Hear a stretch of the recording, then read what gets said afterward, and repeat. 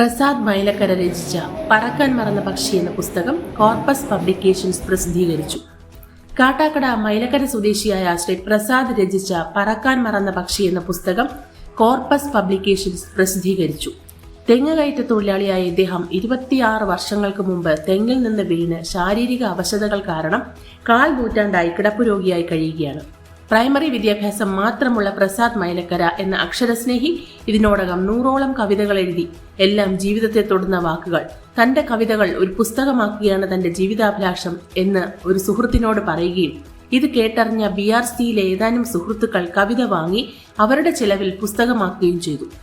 22/3/25 ശനിയാഴ്ച ഉച്ചയ്ക്ക് 3 മണിക്ക് കാട്ടാക്കട BRCയിൽ വെച്ച് പുസ്തക പ്രകാശനം നടന്നു. തിരുവനന്തപുരം SSK ജില്ലാ പ്രോജക്ട് കോർഡിനേറ്റർ ഡോക്ടർ നജീബ് പുസ്തകം പ്രകാശനം ചെയ്തു.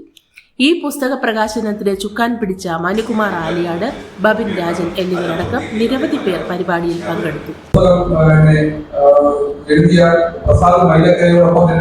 ഞാൻ ആത്മാർത്ഥമായി അഭിനന്ദിക്കുന്ന മറ്റാളുകൾ പറയുന്നത് അദ്ദേഹത്തിന്റെ കുടുംബക്കാരാണ്.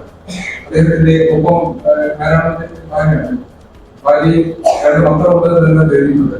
അപ്പൊ ഈ പുസ്തകം എഴുതാൻ കഴിയുന്ന 25 വർഷമായി കിടപ്പിലായ മനുഷ്യനെ ഒരു പുസ്തകത്തിന് അല്ലെങ്കിൽ അയാളുടെ മുന്നിലിരിക്കുന്ന അക്ഷരങ്ങൾക്ക് വെളിച്ചം പകരാൻ വേണ്ടി അവരോടൊപ്പം നിൽക്കുന്ന കൂടെ നിൽക്കുന്ന ഭാര്യയും മക്കളും ഒക്കെ സഹായിക്കുന്നു എന്ന് പറയുന്നത് വലിയ കാര്യമാണ്. യഥാർത്ഥത്തിൽ ഈ പുസ്തകത്തിന്റെ നേരവകാശികൾ പ്രസാദ് മൈലക്കരേക്കാൾ എനിക്ക് തോന്നുന്നു അവരാണ് അവരുടെ ഏറ്റവും അവകാശികൾ. അവർക്കാണ് ഏറ്റവും വലിയ കൈ ഉൾപ്പെടുന്നത്. അവർക്കാണ്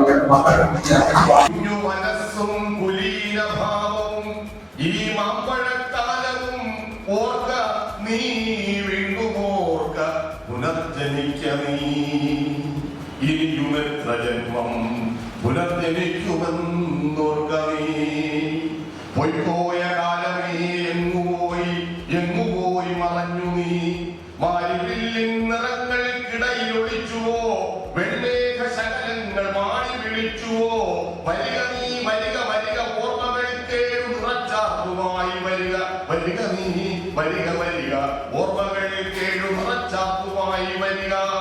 പുസ്തകം എഴുതി തുടങ്ങാനുള്ളത് പ്രചോദനം എനിക്കൊരു 17-18 വയസ്സുള്ള സമയത്ത് ഞാൻ മാതൃവിലാപം എന്ന കവിതയാണ് ആദ്യമായിട്ട് എഴുതിയത്. അപ്പം അത് നമ്മുടെ അമ്മയുടെ ആ സഹനം, അമ്മ വളരെയധികം എൻ്റെ പപ്പ മദ്യവെച്ചുകൊണ്ട് അമ്മയെ വളരെ വളരെ പൂർണ്ണമായിട്ട് മർദ്ദിക്കുകയും ഞെരിക്കുന്ന ഒരു അവസ്ഥ ഉണ്ടായിരുന്നു. അപ്പോൾ അതൊക്കെ കണ്ട് എനിക്ക് വളരെ വേദന ഉണ്ടായിരുന്നു. അങ്ങനെയാണ് ആദ്യമായിട്ട് ഞാൻ ആദ്യത്തെ ഇതിലായിട്ടാണ് ആ മാതൃലാഭം എഴുതുന്നത്. അപ്പോൾ എല്ലാം കൂടി 80ഓളം കവിതകളുണ്ട്. അതെ പ്രസിദ്ധീകരിച്ച ബുക്കിൽ 27 ഉണ്ടെന്നാണ് എനിക്ക് തോന്നുന്നത്. ഞാൻ ശ്രദ്ധിച്ച് നോക്കിയില്ലത്. 27 തോന്നുന്നു. എഴുതാൻ സഹായിക്കുന്നതിൻ്റെ മക്കൾ സഹായിക്കുന്നുണ്ട്. പിന്നെ ഞാൻ ആരെങ്കിലും കൂട്ടുകാരെ പിള്ളേരോട് പറഞ്ഞ് അങ്ങനെ വന്ന് സഹായിക്കാറുണ്ട്. പിന്നെ അയൽപക്കത്തുള്ള പിള്ളേരൊക്കെ ഒന്ന് എഴുതി തന്ന് സഹായിച്ചിട്ടുണ്ട്. മുന്നോട്ട് എഴുതണമെന്നാണ് എൻ്റെ ആഗ്രഹം. ഞാനിപ്പോൾ ഒരു 6 മാസം കൊണ്ട് കൃത്യം നമ്മൾ നടക്കാത്തതുകൊണ്ട് എഴുതി നിർത്തി വെച്ചിരിക്കുകയാണ്. എഴുതുന്ന സമയത്ത് ഇങ്ങനെ അങ്ങോട്ട് ഞാൻ പപ്പയായിട്ട് ഇങ്ങനെ ഈ കവിത എഴുതുന്ന സമയത്ത് അതിനെപ്പറ്റി ഇങ്ങനെ സംസാരിച്ചിട്ടുണ്ട്. പിന്നെ പപ്പയുടെ അഭിപ്രായത്തിനോട് യോജിച്ചെന്ന് എഴുതി കൊടുക്കും. നല്ല കവിതകളാണെല്ലാം. പുസ്തകം വായിക്കുന്നവർക്ക് അത് മനസ്സിലാവും. വർഷങ്ങൾ കൊണ്ട് എഴുതുന്നതാണ്, ഇപ്പോൾ പെട്ടെന്ന് എഴുതിയതല്ല. അപ്പോൾ പപ്പ ഷാപ്പിലെ ഒരു തൊഴിലാളിയായിരുന്നു, മദ്യപിക്കാറില്ല. അപ്പോൾ ആ സമയത്താണെന്ന് തോന്നുന്നു ലഹരിക്കെതിരെ, മദ്യത്തിനെതിരെ വർഷങ്ങൾക്ക് മുന്നേ എഴുതിയ ഒരു കവിതയാണത്. അത് ശരിക്കും ഇപ്പോൾ ഒരു കാലിക പ്രസക്തിയുടെ ഉള്ള ഒരു കവിതയാണ്.